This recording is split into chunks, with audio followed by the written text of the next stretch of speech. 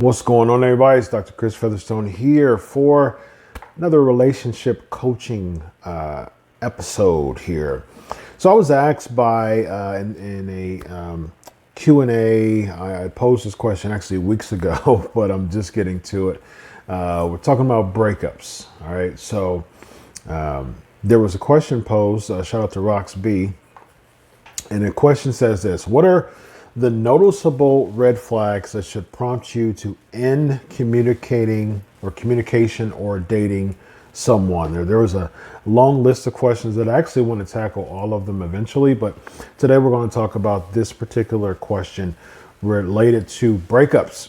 So, based on just my therapeutic experience and my coaching experience when it comes to relationships, I actually jotted down 5 things that I've noticed that's pretty common when it comes to breakups, even specifically from a Christian standpoint. I would even say even from a Christian standpoint, because of a few of the things that people still struggle with as Christians, and just discussing a way to remedy through those things too, just so there won't be a lot of trauma behind the breakup, or maybe ways that can be salvaged. So go start off with the first one. First one is unforgiveness. Unforgiveness. I think this is a given as far as the stability of one's relationship. If unforgiveness is present in a relationship before marriage, oh no, it's not going to work unless there's some intense therapy and premarital counseling, and don't do that little check from the checkbox premarital counseling. I mean, you need to do the intense with someone who is, skilled at doing it, and get some things that you need to really address. And if unforgiveness is one of those things, do not expect it to, go away the drop of a hat. The unforgiveness takes a lot of work because it can create a lot of baggage within the marriage. It can create a whole lot of baggage, and that's the baggage that you don't want to have. You don't have any baggage really, but when it comes to unforgiveness, get to the point of just every little tedious thing starts to become incredibly intolerable, and there should be a lot of grace when it comes to marriage, and there should be teamwork. It should be support within making a thriving marriage. And if there's a lot of unforgiveness in a relationship, it's going to carry on to a marriage, and every single thing your spouse does is the worst thing in the world. It becomes more of an enemy territory when unforgiveness is a very huge factor in your marriage. And just remember that it becomes an enemy territory when unforgiveness is a big factor in your marriage. And that's kind of leads on to the second thing, which is anger and contention. When there's unforgiveness, there is anger and contention. And even, that all kind of falls in the same type of playground, so to speak. And anger and contention are unfortunately, two big qualities of harboring unforgiveness and just failing to tackle personal issues. And that's really, really important, because a lot of times anger breeds from unmet expectations. I always say that anger is a result of unmet expectations. And what happens is, a lot of times in your relationship that carries over to your marriage,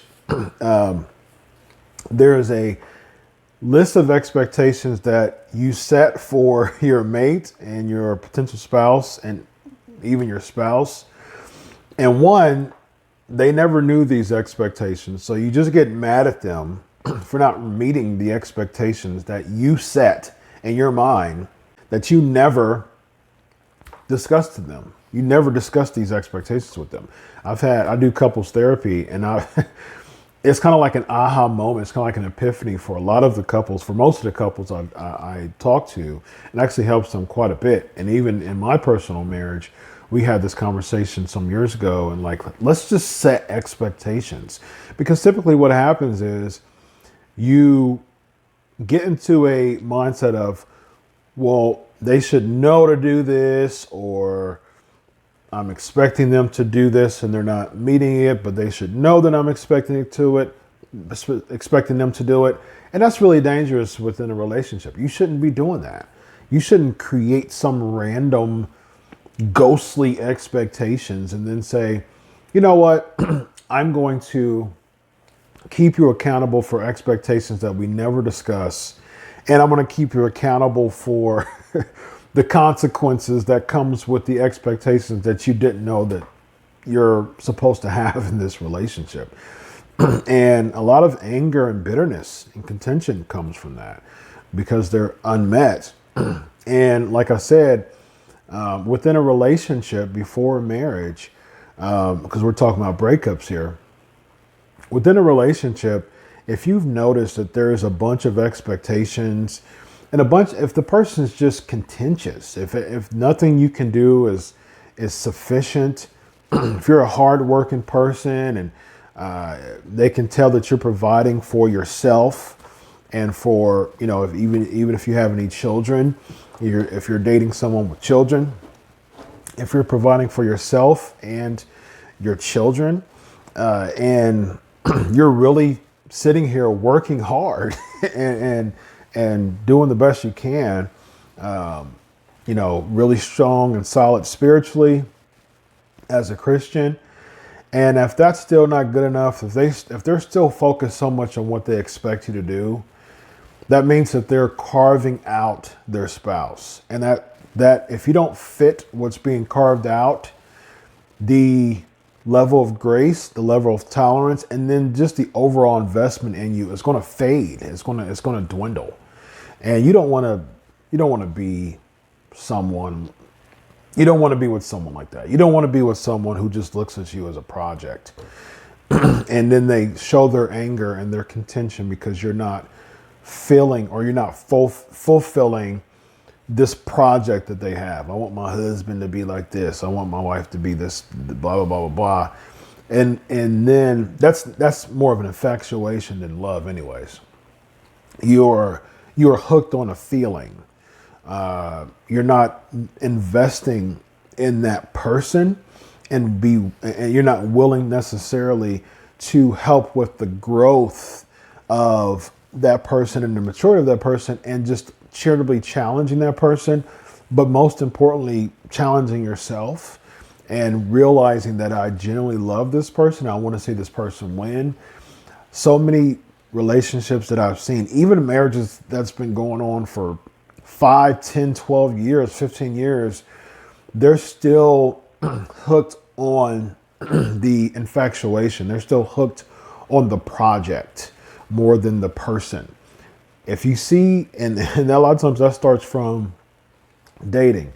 If you notice that someone is more hooked on the project than the person, that person's infatuated, and that person's feelings towards you can fade. And you don't want that. So my third thing is no sense of purpose. No sense of purpose. There's a lot of times people date someone because they are fine as wine and they got a body and, they are charismatic. Now, those things aren't bad. I mean, those are actually good things to have as far as your interests are concerned. I'm definitely never that guy who says, it's vanity to be attracted to people, look at someone for their looks. How would you know how someone acts, unless you're on some type of, church group at,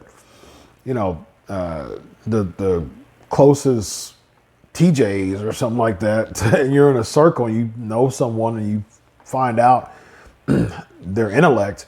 But the first thing you see with someone is their look. So, this isn't to be vain, but I mean, if someone looks attractive to you, you're more inclined to open yourself up to communicate with them. Now, that shouldn't be the only reason why you continue to pursue someone. It definitely should be intellect and most importantly, as a Christian, spiritual. There's solid foundation in Christ, but you're not going to know that, how solid they are in Christ if you see someone who you don't really know or you've never seen, and they, unless someone hook you up from a friend, and that's a possibility. But generally, though, if you're attracted to someone, you'll be more inclined to open yourself to invest in them. So I'm not that guy that says that. But I think it's important to realize that past the first stage, which is typically attraction, that just is the tip of the iceberg. The attraction piece is the tip of the iceberg. The investment in that person, again, I say as a friend, eventually a best friend and a spouse, that the investment in that person is so paramount to how you're going to perceive, or how that person is going to be open to someone else investing in them. If that person is not investing in themselves and has no sense of purpose, if you have conversations and they don't have a 5-year plan, they don't know what they want to do, they're just kind of on the fly. I'll just wait for God to order my steps. If that person is like that and it's like solid on that, just no sense of purpose. If they're not investing in themselves, it's going to wreck your brain to invest in them. And again, this is something I've seen, that people try to invest in someone who doesn't want to invest in themselves, or don't want to invest in his or herself more than the fire and the drive that the other person has to invest in them. That's something that you do as a friend if you want to spend the time as a friend investing in that person. But other than that, I mean, especially as a relationship, because in a relationship, you're expecting for them to invest in you emotionally as well. So, it becomes an issue when as a friend, you're trying to invest in their purpose and their future and their goals. And then you want that emotional connection. So it's reciprocated. It's reciprocal. You're expecting an emotional connection. You're expecting some type of emotional exchange there. And you're beat up and tired emotionally because you're investing so much in that person. That gets tiring. That wears you out. And then you keep trying, and then you keep investing, you keep spending time with that person. I've seen this so many times. People been dating someone 3, 4, 5 years, hoping that person would, start investing in their future, and then realize that they don't, and realize that they spent 5 years of their life in a dead-end relationship. Dead-end relationships needs to be dead end from the beginning. I mean, it's like me driving my truck to a sign that says dead end, and I'm waiting, like, you know what? I think they're going to have some construction here. Like, I really want to go through this way because it's just an easier route to where I need to go. I think they're going to do construction about this in about 6 months or so. And then 6 months happen. And they're like, no, they're not doing construction about it now. Maybe they're going to start doing construction in about a year or so. So I'll just wait here. I'll just wait and see. And it's like, listen, you can't expect a dead end to miraculously not become a dead end. And even if the signs are there saying that we're going to have construction a year from this date, I would still be very leery of, are you investing yourself emotionally in a relationship format? Maybe become a friend, maybe spend some time investing that way, but it takes a lot of time to emotionally invest yourself in someone. And so you want to avoid that stuff, man. It's not worth your emotional time to know that a dead end relationship, like right now, it is at the status of a dead end relationship. And that goes on to my fourth one, which is stagnation.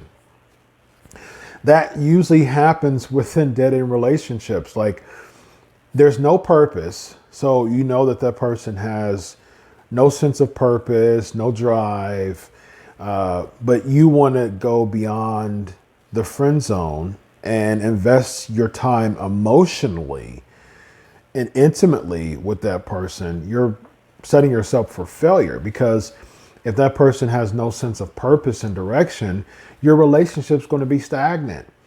You're going to keep spending your time wondering, like, when are you going to, go into college? You say you're going to go into college. Like, hey, what are you going to do? And as a friend, it's cool. If you want to invest your time as a friend with that person, it's fine. But at the same time, like I said before, not only are you investing your time as a friend with that person, but you're expecting an emotional exchange with that person. And now you're tired and wore out because you spent so much time trying to invest in their future, and their business plan, so to speak, is shoddy. So you as an investor, you're saying, okay, I'm going to invest this amount of money in this business, and their business plan is shoddy. That's a bad investment across the board. It's a bad investment. Okay, so what's your game plan? You're talking to a businessman that you're trying to invest in. What's your game plan? Well, I'm not quite sure right now, but if you ask me in 6 months, I'll know. But I do want your money, though. Think about how silly that sounds. Translate that into a relationship. You're telling someone who has no desire for a future, okay, I'm going to give you money. What's your plan? And they say, I'm not quite sure right now, but ask me in 6 months. But I do want your emotional time and investment, though. I do want all of that. That's silly. And people succumb to that stuff. People give in to that stuff, and then they realize, and they are sitting across the room from me, across the sitting on a sofa while I'm sitting on a chair, saying, "Oh, I can't believe it. Why is he such and such and such, and why is she this and this and that? And I've been dating for so long. This person." One of the first things I say is like, "Okay, did you notice this from the beginning? I mean, what did you? Is this something that radically changed? That this person was this way at this time?" And sometimes people do say this person was this way at this time, and now that they're completely different, because a lot of times that person has gotten too comfortable in a relationship to not invest as much because they're too comfortable. In order to have a thriving relationship, which leads to a thriving marriage, it's good to be comfortable, but you always have to challenge yourself to do better and to continue to invest. Again, if you think of it from an investment, it's one of those things that you will continue to do the work. You will continue to do the work and do the necessary steps to fulfill your investment, make that person want to continue to invest in you, and reap the benefits from it. I mean, marriage is an investment.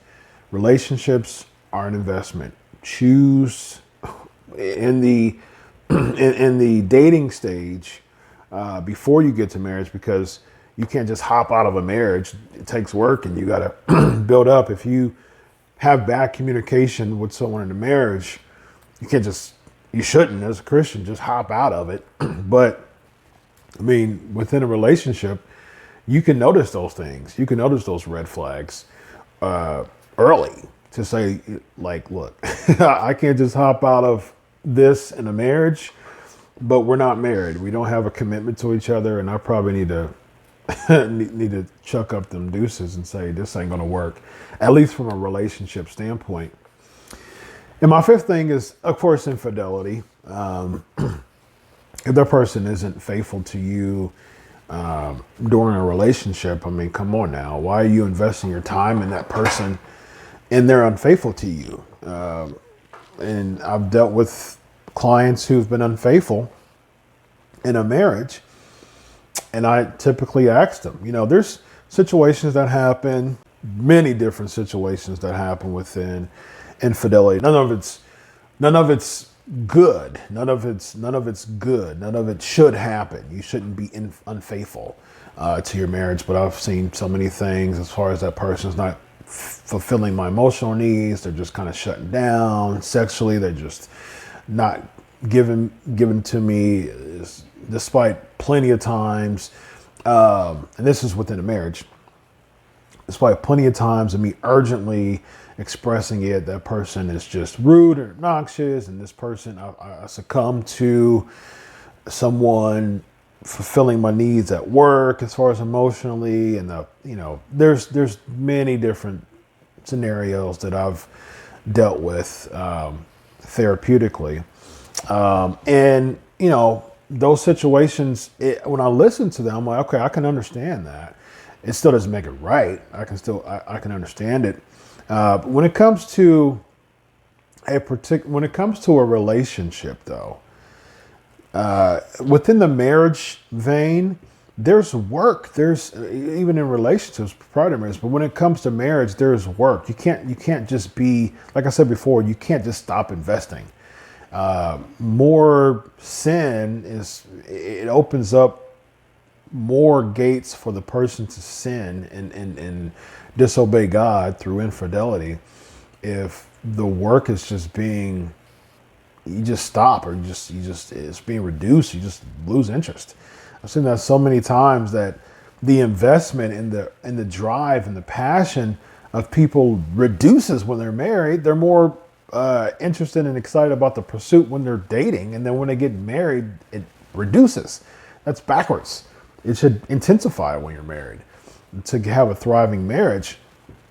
And so, if there's unfaithfulness, which there shouldn't be, there's ways to work through that. If that's something that y'all agree on as a marriage, to work through it, there's therapy, intense prayer. There's all types of things as far as investing in each other when it comes to books and blogs and videos to really restore your marriage after infidelity. There's a way to still make it work after that happens. But when it comes to relationships before marriage, there's no lasting commitment that you're giving that person. So I personally, I would not pursue a relationship with that person any longer, because there's no marital type of commitment to that person that you have. And that person is showing you early on in that stage that you're unfaithful, even if, especially if you're doing the things that you need to be doing as far as investing in the relationship. If that person is showing you that they're unfaithful despite the things that you're doing, why in the world would you continue as if, okay, this person isn't going to be unfaithful anymore? The point of this, and this is a pattern, is notice these things early in the relationship. Notice these things early on. There's so many people that I see this so much. People just stay naive and wanting to change. This person becomes a project, like I said. You're wanting this person to change. You're wanting this person to get better. So you're continuing to make a bad investment, stay in a relationship, and then you realize 7 years later, you've been having a boyfriend or a girlfriend. That person, if he's a guy, hasn't proposed to you yet. Basically still in the same spot he was 7 years ago. And now you're upset about it. Now you're, blaming him.